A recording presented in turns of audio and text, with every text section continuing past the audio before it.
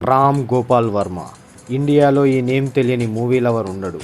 ఆయన లైఫ్లో జరిగిన ఒక సంఘటన వల్ల ఆయన ఇప్పుడు ఇండియాలో one of the greatest directors అయ్యాడు.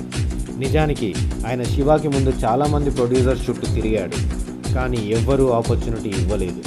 ఇలా కాదు ఇది వర్కౌట్ అవ్వట్లే అని నైజీరియాలో 5,000 పర్ మంత్కి ఏదో జాబ్ ఆపర్చునిటీ ఉంటే వెళ్దామని డిసైడ్ అయ్యాడు. 3 డేస్లో జర్నీ. ఫ్రెండ్తో స్కూటర్పై వెళ్తుంటే వాళ్ళ ఫ్రెండ్ ఒక వీడియో లైబ్రరీ దగ్గర ఆపాడు. అప్పుడు ఆర్జీవీకి ఆ వీడియో లైబ్రరీపై దృష్టి పడింది. మనం ఎందుకు ఈ వీడియో లైబ్రరీ పెట్టకూడదు అనే థాట్ ఓవర్ నైట్ బాగా పెరిగిపోయి తన నైజీరియా ట్రిప్ని క్యాన్సిల్ చేసుకొని మరీ తన ఫాదర్ అండ్ ఫ్రెండ్స్ దగ్గర అప్పుగా డబ్బు తీసుకొని వీడియో లైబ్రరీ స్టార్ట్ చేస్తే ఆ వీడియో లైబ్రరీ సూపర్ హిట్ అయింది.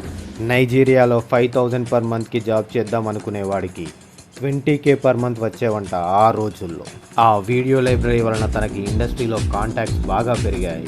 మెల్లిగా నాగార్జునకి స్టోరీ నరేట్ చేశాడు. Cult classic trend setter movie అయిన శివాని ఇండియాకి ఇచ్చాడు. ఇదంతా ఆకెళ్ళ రాఘవేంద్రతో ఇంటర్వ్యూలో ఆయనే స్వయంగా చెప్పాడు. ఇక్కడ మనం అర్థం చేసుకోవాల్సింది ఏంటంటే, మనకంటూ ఒక గోల్ ఉంటే ఆ గోల్ని రీచ్ అవ్వడానికి డెస్టినీ మనకి ఏదో విధంగా హెల్ప్ చేస్తుంది.